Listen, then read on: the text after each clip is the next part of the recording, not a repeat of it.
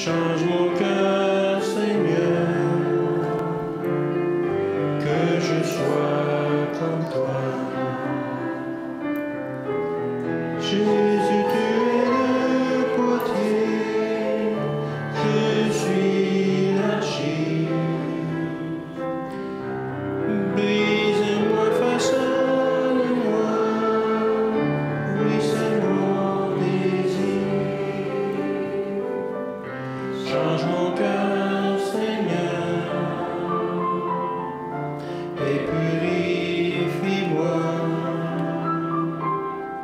Change mon cœur, Seigneur, que je sois comme toi. Apocalypse 5, versets 11 à 13. Je regardai et j'entendis la voix de beaucoup d'anges autour du trône et des êtres vivants et des vieillards, et leur nombre était des myriades et des myriades et des milliers de milliers. Ils disaient d'une voix forte, « L'agneau qui a été immolé est digne de recevoir la puissance, la richesse, la sagesse, la force, l'honneur, la gloire et la louange. » Et toutes les créatures qui sont dans le ciel et sur la terre, sur la mer, et tout ce qui s'y trouve, je les entendis qui disaient, « À celui qui est assis sur le trône et à l'agneau, soit la gloire, la louange, l'honneur et la force au siècle des siècles. Amen. » Alléluia, louange à Dieu.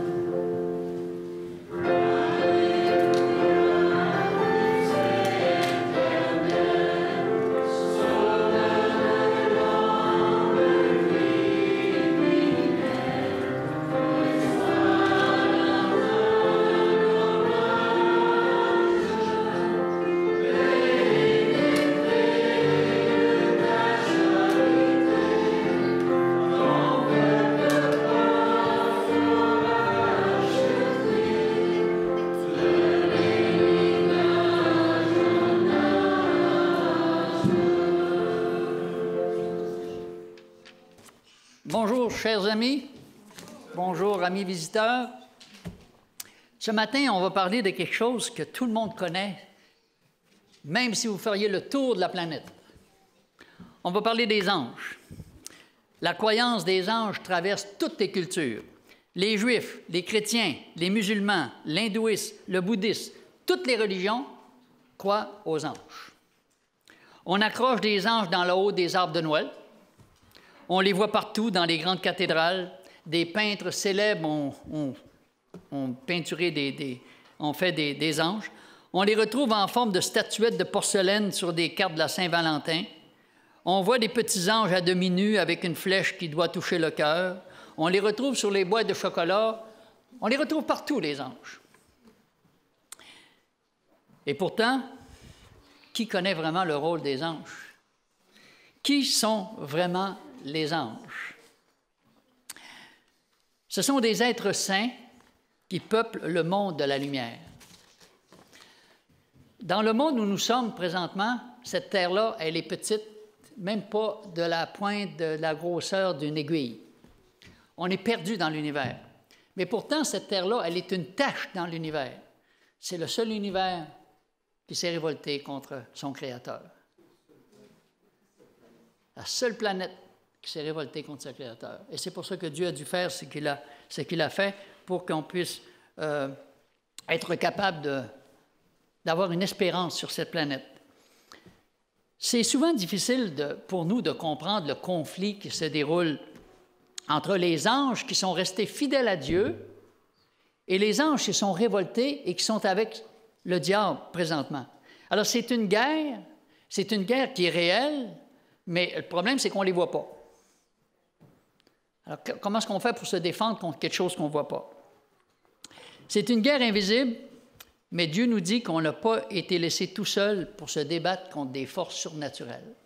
Et c'est pour ça que Dieu a mis l'armée des anges célestes. Qu'est-ce qu'ils font les anges? Alors, on va voir un premier texte dans Hébreux 1, 14. Je ne sais pas si on a ça sur l'écran. Non? OK. Hébreux 1, 14. Ne sont-ils pas tous des esprits au service de Dieu, envoyés pour exercer un ministère en faveur de ceux qui doivent hériter du salut? Alors, autrement dit, les anges doivent nous accompagner tout au long de notre vie pour ceux que Dieu a préparés pour qu'ils soient un jour avec lui au ciel. Et un jour, on aura l'occasion de remercier les anges à toutes les fois que les anges nous auront protégés. Moi, je ne suis même pas capable de compter toutes les fois que Dieu m'a gardé. Je ne suis même pas capable de les compter. Mais je sais que c'est des interventions miraculeuses. Alors, l'autre texte aussi, Jean, chapitre 1, verset 51. Et il lui dit, en vérité, vous verrez désormais le ciel ouvert et les anges de Dieu monter et descendre sur le Fils de l'homme. Il y a une activité intense qui se déroule présentement entre le ciel et la terre. Ça part de la terre, ça monte au ciel, et du ciel, Dieu donne ses ordres, et du ciel, les anges viennent sur la terre. Une activité intense et fébrile. Et c'est Jésus qui disait, vous verrez ces choses s'accomplir sur cette terre. Dieu nous montre encore une fois qu'on n'est pas resté tout seul. Genèse 28, versets 10 à 12. Jacob partit de Beersheba et s'en alla à Charan. Il arriva dans un lieu où il passa la nuit, car le soleil était couché. Il prit une pierre dont il fit son chevet et il se coucha dans ce lieu-là. Il eut un songe, et voici une échelle était appuyée sur la terre, et son sommet touchait au ciel, et voici les anges de Dieu montaient et descendaient par cette échelle. Alors Jacob a été le premier dans une vision qui a vu que malgré qu'il était séparé de sa famille, alors qu'il devait s'enfuir, son frère voulait le tuer, et pendant qu'il était couché dans ce songe, il a vu que Dieu ne l'avait pas abandonné, que les anges montaient et descendaient. Alors ça lui a donné le courage de poursuivre sa route et de savoir que Dieu était toujours présent dans sa vie. Maintenant, les anges, on sait qui ils sont. Mais je pourrais vous dire aussi qu'est-ce que les anges ne sont pas. Les anges visitent la terre, bien sûr. Les anges ne meurent pas. Les anges ne se marient pas. Les anges ne vieillissent pas. Et Dieu ne transforme pas les bébés en anges. Il n'y a pas de bébé ange. Alors, vous savez que dans notre société, à chaque fois que des enfants meurent, on dit « Ah, il est devenu un petit ange qui est monté au ciel. » Ça, il n'y a rien de vrai dans cette histoire-là. Les anges ont des corps célestes, ils sont complètement différents de nous. Quand ils prennent la forme d'un corps terrestre, on peut le voir. Mais c'est Dieu qui doit ouvrir les yeux pour qu'on puisse les voir. Quand ils ont un corps céleste, c'est Dieu qui doit intervenir pour que la personne voie et pas les autres. C'est ça qui s'est passé avec Balaam. Alors, l'ange n'est pas subitement devenu un humain. Et quand le prophète Élisée a prié pour que son serviteur puisse voir les anges, il a vu que tout l'endroit où ils étaient, il y avait des chariots de feu, des anges de lumière qui étaient là partout pour le protéger. Combien est-ce qu'il y a d'anges maintenant au ciel? On a lu un texte ce matin qui disait des myriades, des myriades, des myriades, des milliers, des milliers, des milliers. Alors, il y a un texte dans Daniel 7:10 aussi, où Daniel a eu cette vision de voir que le ciel était rempli d'anges. Alors, c'est marqué là, un fleuve de feu coulait et sortait de devant lui. 1000 milliers le servaient et 10 000 millions se tenaient en sa présence. Imaginez-vous. Alors, il y a toute une armée céleste qui est en activité pour les gens qui sont sur la terre. C'est extraordinaire de voir que Dieu ne nous a pas laissé nous débattre tout seuls dans ce monde. Alors, l'armée céleste est chargée de protéger la planète et elle a été en activité depuis le début de la création. Maintenant, il y a des chérubins, il y a des séraphins, puis il y en a un autre qu'on appelle un archange. Alors, il faut démêler les séraphins avec les chérubins. Et vous savez que quand Adam et Ève ont perdu le paradis, qui s'est mis à la porte du paradis pour pas qu'Adam et Ève reviennent? C'est des chérubins. Alors, les chérubins ont interdit l'entrée du jardin d'Éden pour pas que des pécheurs deviennent des pécheurs immortels. Alors, les chérubins ont une tâche aussi de protéger. Maintenant, Psaume 103, 20, 21. Bénissez l'Éternel, vous, ses anges, qui êtes puissants en force et qui exécutez ses ordres en obéissant à la voix de sa parole.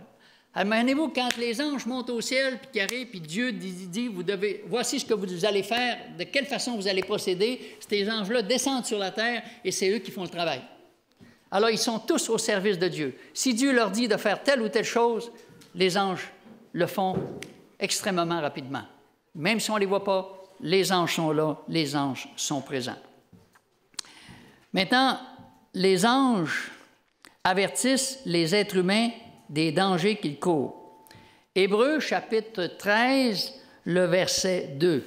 « N'oubliez pas l'hospitalité, car en l'exerçant, quelques-uns ont logé des anges sans le savoir. » Ça veut dire quoi, ça? Il y a des gens qui ont des dons d'hospitalité, hein? Ils sont recevants, ils t'invitent chez vous, même s'il arrive des étrangers, ils ne les mettent pas à la porte. Mais il y en a d'autres qui mettent des cadenas puis qui mettent partout des choses parce qu'ils ne veulent pas voir la face de personne. Alors, des étrangers, les autres, ils ne veulent rien savoir de ça. Je vis ma vie, tu vis ta vie, viens pas me tanner, viens pas m'achaler, je suis bien chez nous, je ne veux pas savoir rien de personne. Ça, c'était moi avant. Achalez-moi pas. Je fais ma vie, vous ferez la vôtre, vous organiserez avec vos problèmes, moi j'ai les miens. Et pourtant, pendant des années chez nous, on a accueilli plein de monde. Tous les itinérants, je les ramassais, je les emmenais à la maison. Ma femme changeait le lit, on faisait le lit, on les nourrissait, on leur donnait un peu d'argent pour les aider. Il a fallu que ce soit Dieu qui mette ça dans mon cœur. On a gardé souvent des gens dans l'Église qui passaient par des moments extrêmement difficiles ou qui n'étaient même plus capables d'acheter une paire de bas à son épouse, qui ne savaient pas comment les faire. Alors, on les gardait pendant une année de temps, jusqu'à temps qu'ils puissent reprendre courage et se trouver un travail. C'est Dieu qui met ça dans notre cœur. Mais si Dieu n'avait pas fait cette transformation, bien sûr, d'une chose, j'aurais dit, bien, ça, c'est tes problèmes, moi, les miens. Alors, viens pas m'achaler chez nous, je ne veux rien savoir. L'hospitalité, c'est Dieu qui met ça dans notre cœur. Genèse 19, 1, on va regarder dans Genèse qu'est-ce que ça veut dire ce mot hospitalité? Les deux anges arrivèrent à Sodome sur le soir, et Lot était assis à la porte de Sodome. Quand Lot les vit, il se leva pour aller au-devant d'eux et se prosterna la face contre terre. Verset 2. Verset 2. Puis il dit, « Voici, mes seigneurs, entrez, je vous prie, dans la maison de votre serviteur et passez-y la nuit. Lavez-vous les pieds, vous vous laverez de bon matin, vous poursuivrez votre route. Nous répondrons et nous passerons, nous... » Non, répondirent-ils, nous passerons la nuit dans la rue. Est-ce que Lot avait le don d'hospitalité? Je ne sais pas s'il y a beaucoup d'entre vous qui aimeraient vivre dans une ville qui s'appelait Sodome et Gomorrhe. Si tu arrivais là, tu étais un homme, tu n'avais pas grand chance de rester pur, parce qu'il te sautait dessus. Il ne demandait pas la permission de personne. Et ces anges viennent parce qu'ils ont une mission particulière. Et qu'est-ce que Lot fait? Il accueille ses étrangers, il veut en prendre soin.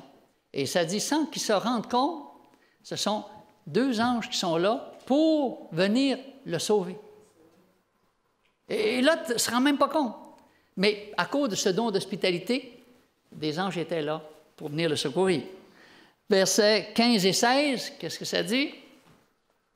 15 et 16. Dès l'aube du jour, les anges insistèrent auprès de Lot en disant, « Lève-toi, prends ta femme et tes 2 filles qui se trouvent ici, de peur que tu ne périsses dans la ruine de la ville. » Et comme il tardait, les hommes le saisirent par la main, lui, sa femme et ses 2 filles, car l'Éternel voulait l'épargner. Ils l'emmenèrent et le laissèrent hors de la ville. Les anges ont dû insister pour sauver Lot et sa famille, alors qu'eux ne voyaient même pas l'imminence du danger, alors que cette ville allait disparaître sous le feu. Les amis, Dieu est extraordinaire.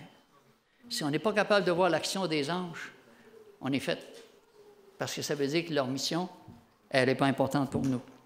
Dans Matthieu, chapitre 2, le verset 13, ça dit, « Lorsqu'ils furent partis, alors un ange du Seigneur apparut en songe à Joseph. Il dit, « Lève-toi, prends le petit enfant et sa mère, fuis en Égypte et reste-y jusqu'à ce que je te parle, car Hérode cherchera le petit enfant pour le faire périr. » Qu'est-ce qu'on voit encore une fois?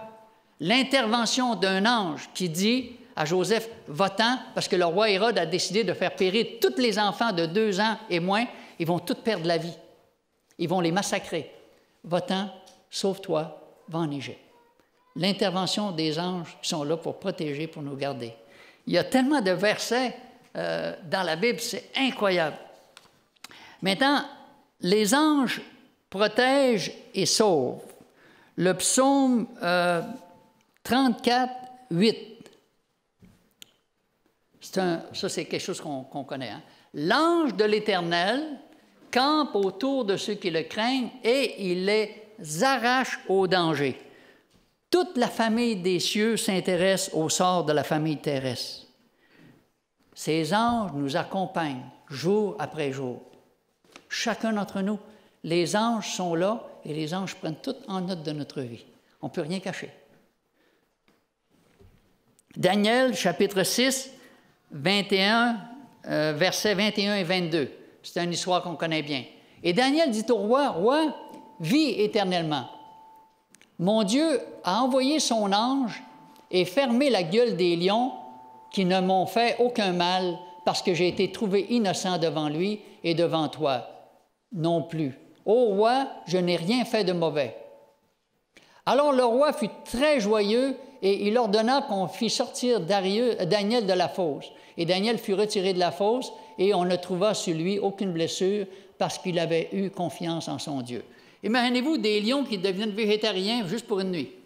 Mais ils ne sont pas restés végétariens longtemps parce que quand le roi a acheté les soldats dans la fosse, il va vous dire qu'ils ont retrouvé leur nature. Ils ont sauté sur les soldats et ils les ont dévorés.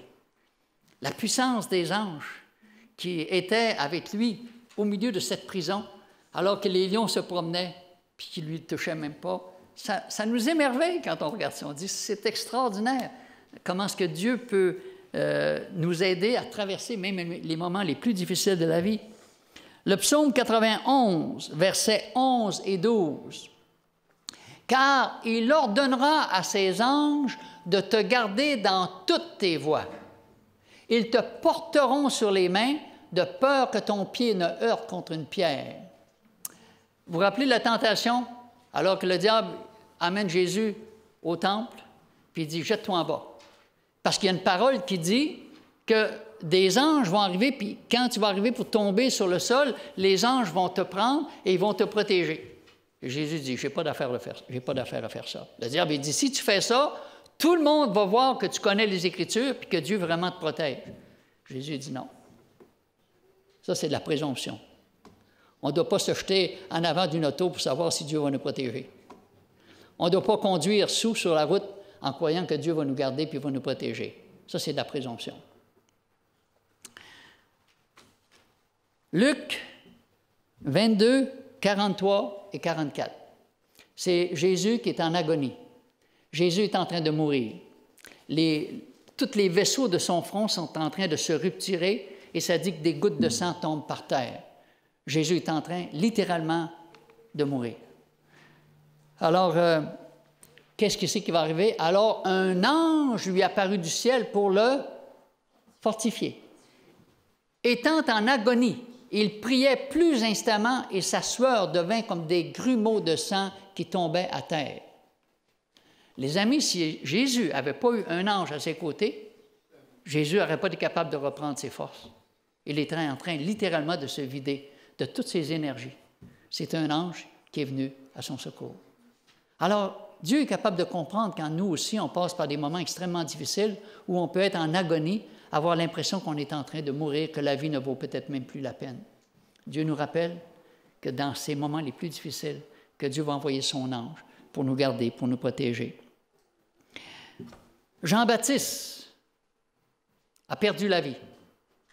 Jean-Baptiste, on lui a coupé la tête et il est mort dans sa prison. Qu'est-ce que les anges ont fait? Les anges étaient avec lui. Et les anges lui ont rappelé toutes les prophéties, tout ce que c'est qu'il y avait eu au sujet de Jésus. Et c'est alors que Jean-Baptiste a repris courage et la force de dire, « OK, je sais maintenant que ma mission est terminée. Merci Seigneur. » Mais Jean-Baptiste est mort dans la paix parce que les anges étaient avec lui et les anges lui ont donné la force et le courage de traverser ce moment difficile. Et ça nous rappelle qu'il y a beaucoup de gens qui sont allés en prison parce qu'ils croyaient en Dieu. Ils ont été persécutés, on les a tous enlevés. Mais ces gens-là avaient des anges à leur côté pour leur rappeler que Dieu les fortifiait et que Dieu ne les avait pas abandonnés.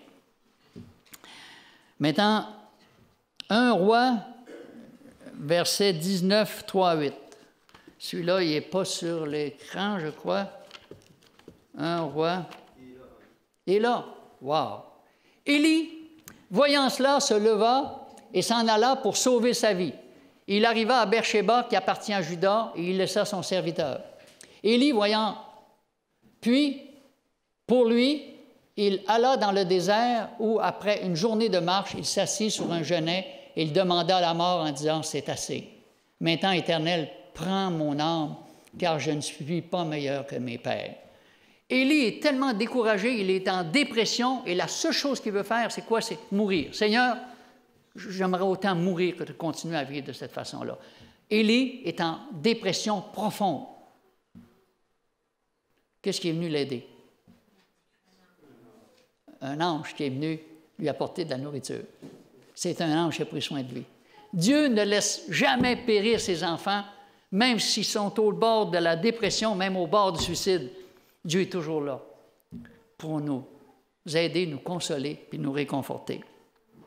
C'est extraordinaire ce que Dieu fait. Être en dépression, il veut mourir, et pourtant c'est un ange qui vient à son secours. Alors nous aussi, il faut se rappeler qu'on peut passer par des moments difficiles. Élie était un prophète extrêmement puissant. Et ça dit que l'arme la plus puissante entre les mains du diable, vous savez c'est quoi? C'est une piqûre de découragement. Quand tu es découragé, tu n'accomplis pas grand-chose. Quand tu es découragé, il n'y a rien qui te dit rien. Alors, l'œuvre du diable, c'est de faire quoi? C'est de nous décourager. L'œuvre de Dieu, c'est quoi? C'est de nous encourager. On passe tous par des difficultés. On passe tous par des problèmes. Jacques et Sonia, ils ont à peu près le même problème que nous avec un de notre fils. Mais on n'est pas découragé parce qu'on sait que Dieu l'aime bien plus que nous et que Dieu place un ange à ses côtés. S'il n'en veut pas, puis s'il repousse, ça sera sa décision et ça sera son choix. Et non pas le nôtre. Mais nous, on continue de prier pour lui à chaque jour. Maintenant, la puissance des anges. 2 Rois, chapitre 19, versets 32 à 35. Ah, merci, monsieur.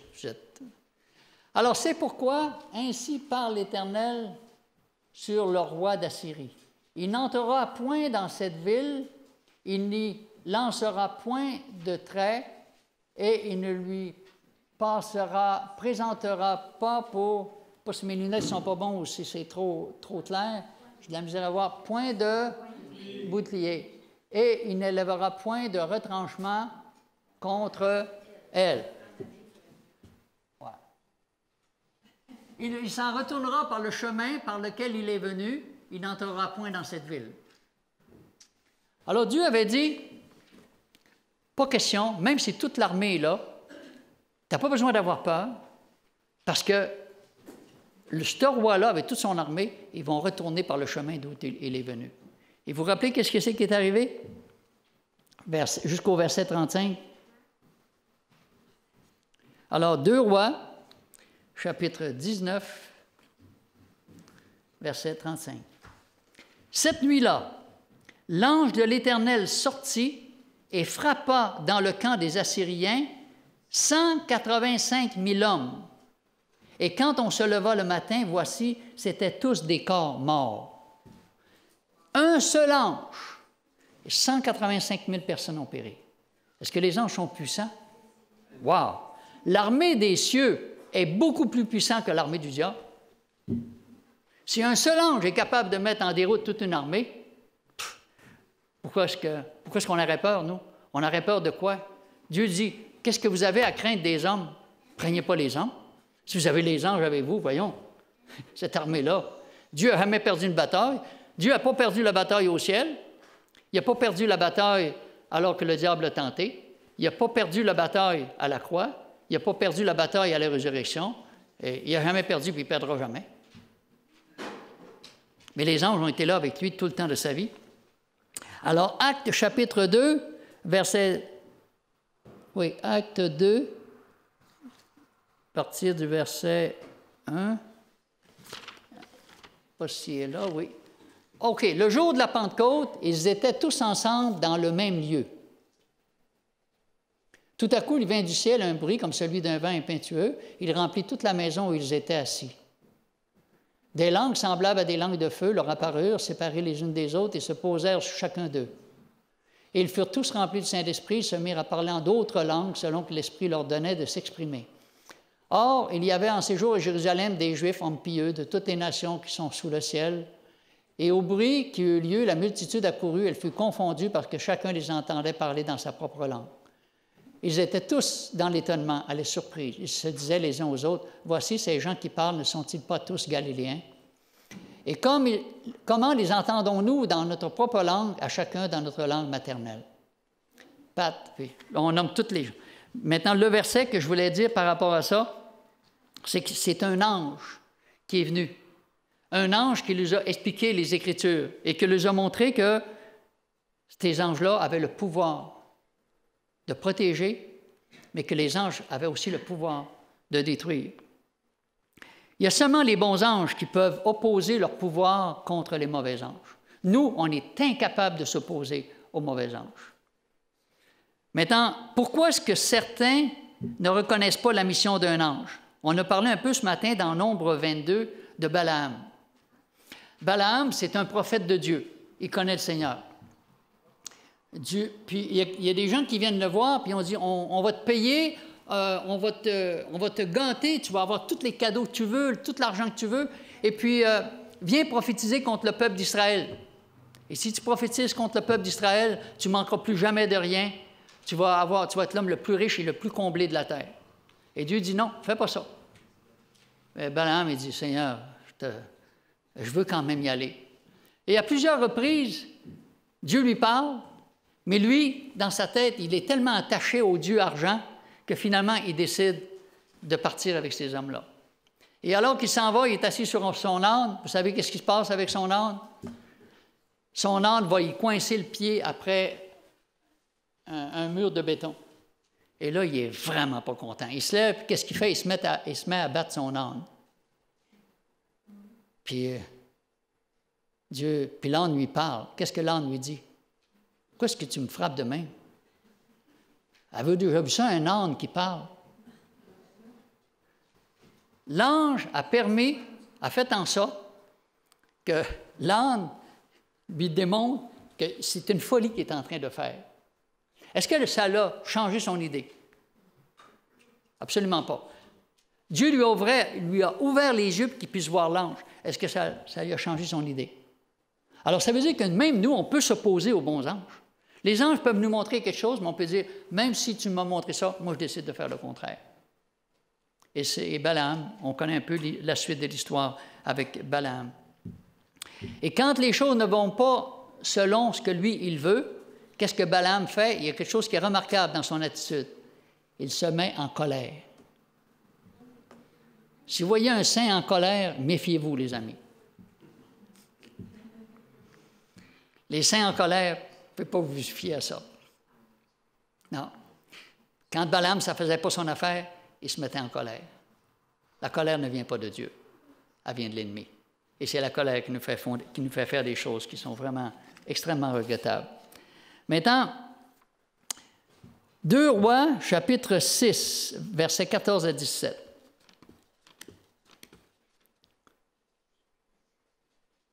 Deux Rois, chapitre 6, 12, 14 à 17, oui. Il envoya des chevaux, des chars et une forte troupe qui arrivèrent de nuit et qui enveloppèrent la ville.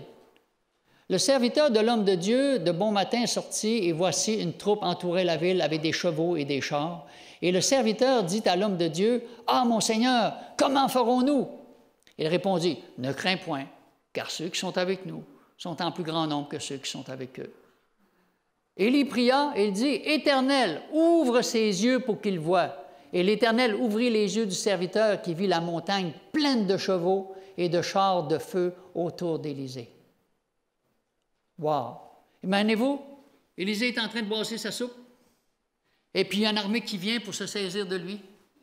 Et lui, il voit toute cette armée-là arriver, puis il continue à brasser sa soupe. Mais le serviteur, lui, panique et dit, « C'est fait, on va perdre la vie, c'est fini. » Il dit, « Ah oui? Seigneur, voyons, ouvre-lui les yeux pour qu'il puisse voir qu'on n'est pas tout seul. Que Dieu, c'est lui qui va prendre notre défense. » Et quand Dieu lui a permis, lui a ouvert les yeux, il a vu ses anges saints, puissants, ces anges de lumière, ces êtres de lumière, et ça dit, ils étaient plus nombreux que tous les chars.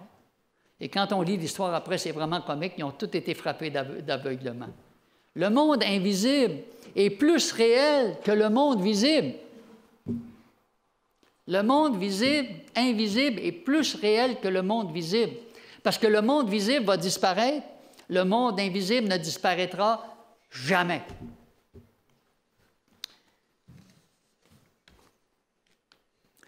L'ange Gabriel, c'est qui cet ange-là? Daniel, chapitre 8, versets 15 à 17. Tandis que moi, Daniel, j'avais cette vision et que je cherchais à la comprendre, voici quelqu'un qui avait l'apparence d'un homme se tenait devant moi. Et j'entendis la voix d'un homme qui, au milieu de lui là, il cria, il dit, « Gabriel, explique-lui la vision. » Il vint alors près du lieu où j'étais, et à son approche, je fus effrayé. Je tombai sur ma face, et il me dit, « Sois attentif, fils de l'homme, car la vision concerne un temps qui sera la fin. » Il vint alors près du lieu où j'étais, et à son approche, je fus effrayé, je tombai sur ma face. Et il me dit, « Sois attentif, fils de l'homme, car la vision concerne un temps qui sera la fin. » C'est qui cet ange Gabriel? Alors, l'ange Gabriel, je l'appelle l'ange de la prophétie. Alors que Daniel est incapable de comprendre les prophéties, c'est un ange qui vient pour lui ouvrir l'esprit, parce que Dieu dit, « Va donc expliquer à Daniel qu'est-ce que je suis en train de lui dire. » Et c'est un ange qui vient pour expliquer à Daniel que les événements qui est en train de suivre, ce sont des événements qui vont se passer à la fin des temps. C'est l'ange de la prophétie. Si, sans un ange, Daniel n'aurait même pas compris qu'est-ce que Dieu est en train de lui dire. On voit l'action des anges encore incroyables qui sont capables d'influencer notre esprit et de comprendre les choses de Dieu. Et dans Luc, chapitre 1, verset 5, Luc, chapitre 1, à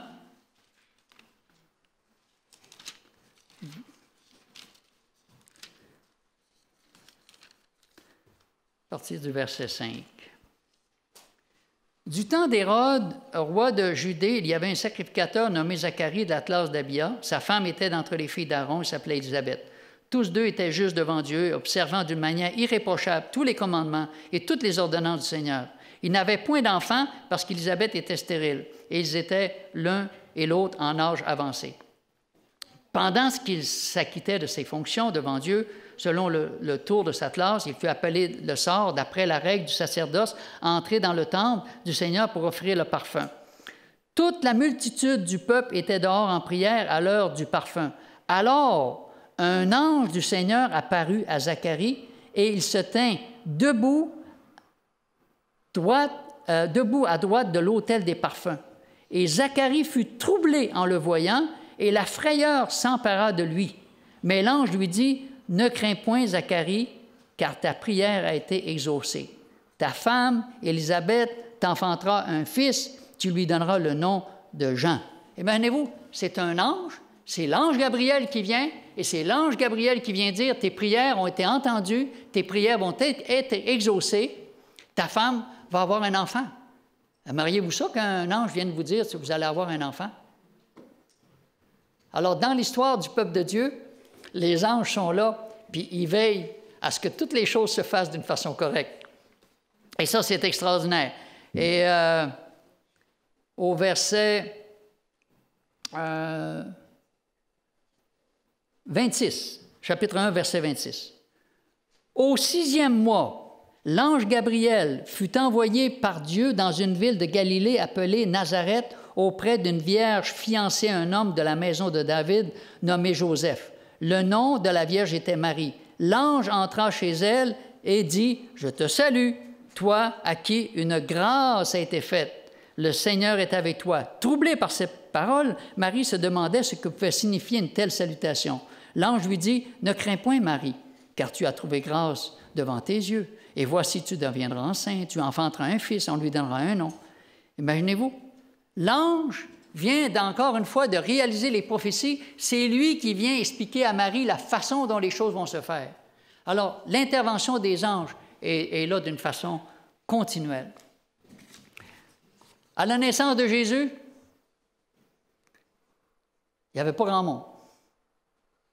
Je devrais plutôt dire c'était plein, mais pas d'êtres terrestres. C'était plein d'anges qui ont été là à la naissance de Jésus.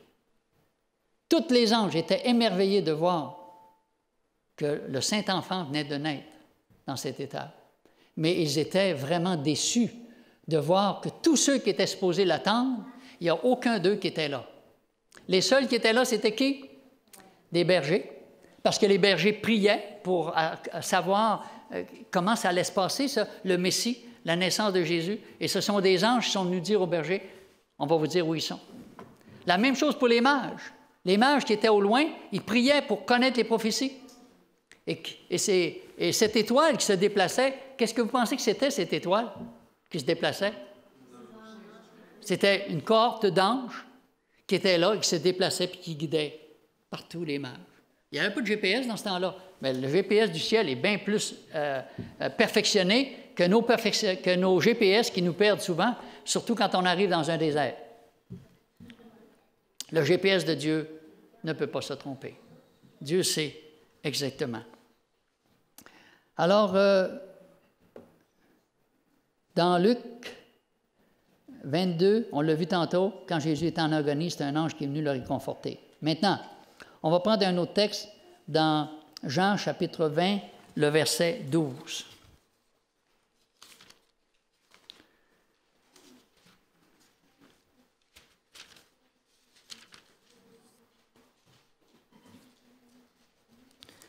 Chapitre 12. Verset 12, excusez, 11 et 12. Cependant, Marie se tenait dehors près du sépulcre et pleurait. Et comme elle pleurait, elle se baissa pour regarder dans le sépulcre. Elle vit 2 anges vêtus de blanc, assis à la place où avait été couché le corps de Jésus, l'un à la tête et l'autre aux pieds. Ils lui dirent, « Femme, pourquoi pleures-tu? » Elle répondit, « C'est parce qu'ils ont enlevé mon Seigneur, et je ne sais où ils l'ont mis. » En disant cela, elle se retourna et elle vit Jésus debout. Imaginez-vous un ange qui est arrivé, l'ange le plus puissant et le plus glorieux. Quand Jésus était dans son tombeau, que cet ange-là est arrivé, il a fait ça avec la pierre, et la pierre a roulé, et l'ange a dit, « Sors! » Et Jésus est sorti. Les anges ont été là depuis le début de la création. Les anges ont été là d'une façon constante avec Jésus, du début jusqu'à la fin.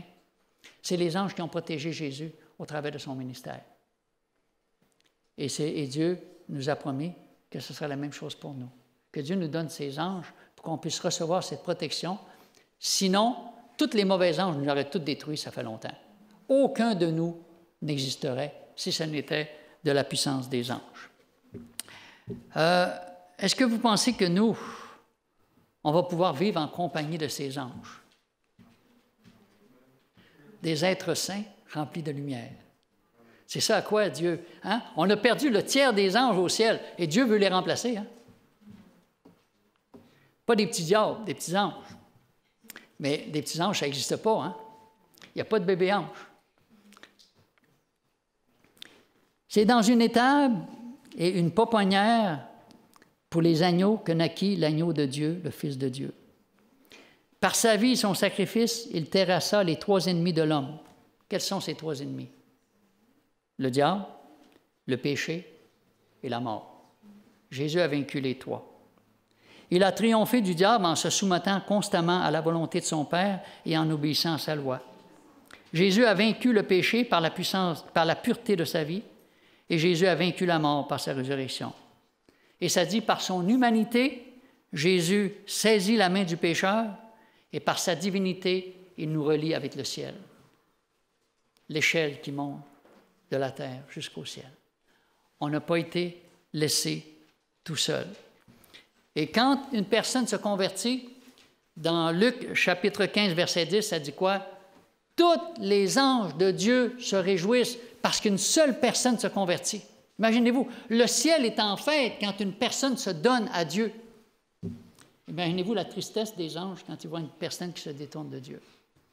Alors, après tout ce que c'est que Dieu peut faire pour eux. On va terminer avec 1 Corinthiens, chapitre 4, verset 9. « Car Dieu, ce me semble, a fait de nous, apôtres, les derniers des hommes, des condamnés à mort en quelque sorte, puisque nous avons été en spectacle au monde, aux anges et aux hommes. » Alors, c'est comme si on serait sur une scène de théâtre où chacun est en train de jouer son rôle.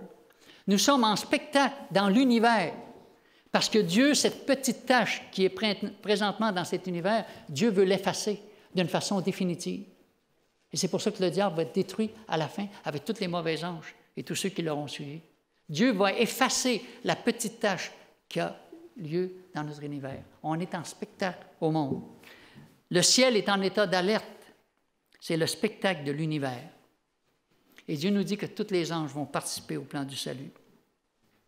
Et 2 autres petits textes dans Actes chapitre 8, de verset 31. On voit encore l'action des anges. Actes chapitre 8, de verset 26, qui dit ceci. Un ange du Seigneur s'adressant à Philippe lui dit, « Lève-toi et va du côté du Midi sur le chemin qui descend de Jérusalem à Gaza, celui qui est désert. » Il se leva et partit, et voici un Éthiopien, un eunuque, ministre de Candace, reine d'Éthiopie, surintendant de tous ses trésors, venu à Jérusalem pour adorer, ça retournait assis sur son char et il lisait le prophète Ésaïe. Qui a dit à Philippe qu'il y avait un homme qui priait pour connaître Dieu? C'est un ange. Ça veut dire que les anges participent au plan du salut et ce sont les anges qui dirigent les enfants de Dieu vers ceux qui sont véritablement appelés au salut et qui cherchent et qui prient pour avoir une réponse. C'est un ange qui nous dirige. Dans le colportage, souvent on priait. Moi, j'étais très peureux dans le colportage, puis je disais tout le temps, « Seigneur, tu sais comment j'ai peur. J'ai peur des chiens, j'ai peur de me faire mordre, j'ai peur de ci, peur de ça. Puis je suis tout petit, n'importe qui peut me faire mal. » Puis je disais tout le temps aux anges, « Rentrez en avant de moi parce que moi, je ne rentrais pas tout seul. » Et ça me réconfortait de savoir que des anges étaient là. Et je me rappellerai toujours d'un homme qui dit, « Monsieur, vous venez d'où? » Ben, il dit, « Je viens. Vous voulez dire quoi? » Il dit, « T'as passé où? » Ben, il dit, « Je suis passé dans votre cour. » Il dit, « T'es malade? T'es fou? » Ben, il dit, « Qu'est-ce qui se passe? » Il dit, « T'as pas vu mon chien? » Il dit, « Oui. » Mais il dit, « Ça se peut pas, ça se peut pas. » Il dit, « Qu'est-ce qui se passe? » Il dit, « Monsieur, il vous aurait mangé. » Il dit, « Les côtelettes, il aime ça. » Puis il dit, « Ça aurait été fini pour vous. » J'ai dit, « Il est malin de même. » Il dit, « Ben oui. » Mais il dit, « Il a fait quoi? » Je dis, « Ben, il m'a regardé, mais il n'a rien fait. » Il dit, « Il est malade, mon chien. Il est malade, il faut que j'aille le voir, c'est quoi qui se passe. » Mais là, j'ai commencé à avoir peur, hein, après. Hein. J'ai dit, « Wow, avoir ça, je ne serais jamais rentré dans sa cour. » Et là, j'ai réalisé, « Seigneur, tu as mis un ange. Puis, écoute, les lions étaient tranquilles là, avec Daniel. Ben, le chien était tranquille quand je suis passé. Mais après ça, il m'a accompagné, puis je voulais qu'il m'accompagne aussi. Alors, je ne voulais pas être présomptueux non plus. Alors, c'est sûr que des fois, on a de la misère peut-être à s'apercevoir que Dieu place des anges. Mais si un ange vient avertir qu'il y a un homme ou une personne qui cherche Dieu, puis Dieu dit, va voir cette personne-là. Et pendant que Mario est là, je me rappelle une fois, il était, je pense qu'il était 10h, 10h30. Puis là, ça me disait, va voir Mario, va voir Mario. Puis là, je dis, j'étais fatigué. Seigneur, je suis fatigué, je veux me retourner à la maison. Va chez Mario. Seigneur, ton haut-parleur, il est vraiment fatigant, ça n'a pas d'allure, ton haut-parleur-là. Il dit, OK, Seigneur, je vais y aller. J'arrive là, c'est lui qui me reçoit à la porte. Il dit, justement, je voulais te voir. Il dit, il y avait une question que je me posais. Poum!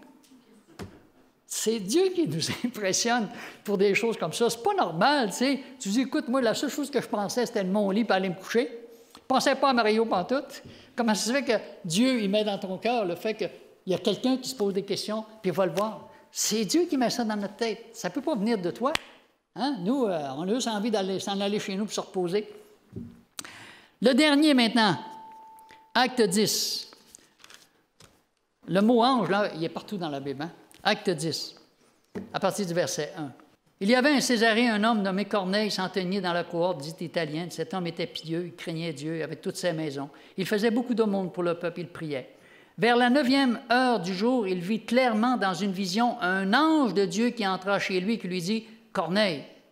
Les regards fixés sur lui et saisi de foi, il répondit « Qu'est-ce que, Seigneur ?» Et l'ange lui dit « Tes prières et tes aumônes sont montées devant Dieu. Il s'en est souvenu. Envoie maintenant des hommes à Jopé. Fais venir Simon, surnommé Pierre. Il est logé sur un certain Simon courroyeur dans la maison qui est près de la mer. » Avez-vous déjà vu une adresse plus précise que ça? Wow! Il a donné vraiment le code postal, tout. Et dès que l'ange qui lui avait parlé fut parti, Corneille appela 2 de ses serviteurs et un soldat pieux d'entre ceux qui étaient attachés à sa personne, et après leur avoir tout raconté, il les envoya à Jopé.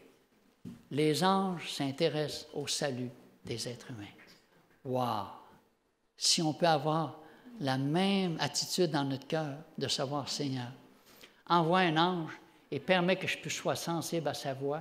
S'il y a quelqu'un qui prie pour avoir une réponse du ciel, que tu puisses m'envoyer, Seigneur, et que tu puisses m'utiliser de cette façon-là. Les anges ont toujours été présents. C'est un ange qui a délivré Pierre, qui avait 4 escouades de soldats, 4 qui étaient à la porte, 4 qui étaient à l'extérieur. Il y avait 16 soldats qui le surveillaient. Pierre avait des chaînes ici, il y avait des chaînes là, il y avait des chaînes aux pieds. Et ça dit toute l'Église était en train de prier. Et c'est un ange qui vient et dit, « Pierre, viens-t'en, on sort, on s'en va. » Et il dit, « Mes chaînes. » Et c'est fini, t'en as plus. Les chaînes tombent. Et il dit, « La porte, inquiète-toi pas. » Ouvre la porte. Les gardes, ils sont hauts. Ben, ils dorment. Et il a passé les 4. Puis quand il est sorti dehors, il dit, « Je suis en train de rêver. Je suis en train de venir fou, ça se peut pas. » Mais là, ça dit, c'était frais pas mal. Là, il dit, voyons, je ne suis pas en train de rêver, c'est vrai d'abord. Je suis vraiment dehors. Et pendant que toute l'Église priait, quand il va frapper à la porte, puis il dit, c'est moi, les autres disent, puis celle qui vient répondre, elle dit, c'est Pierre. Et toutes les gens de l'Église disent, t'es folle, t'es malade, ça se peut pas, Pierre ne peut pas être sorti, il y a 16 soldats qui le gardent. Imaginez-vous, une Église qui prie pour que Dieu puisse le délivrer, puis quand Dieu le délivre, toute l'Église dit, ça se peut pas. On a vraiment la foi, nous autres, hein, les êtres humains. Hein? On prie pour quelque chose, puis dans le fond, ils ne croient même pas. On fait dur un peu. Heureusement que le Seigneur nous connaît. Il connaît notre faible de foi. Alors, rappelons-nous toujours que nous ne sommes pas tout seuls dans ce monde, que nous avons les anges et que les anges sont extraordinaires. Ils sont tellement puissants, ils sont pleins d'amour, ils n'ont qu'un seul but, c'est de nous voir avec eux, qu'on puisse réunir avec la famille céleste pour l'éternité. C'est ça à quoi il nous appelle. Remercions Dieu pour ses anges. Amen. Chantez, anges du ciel.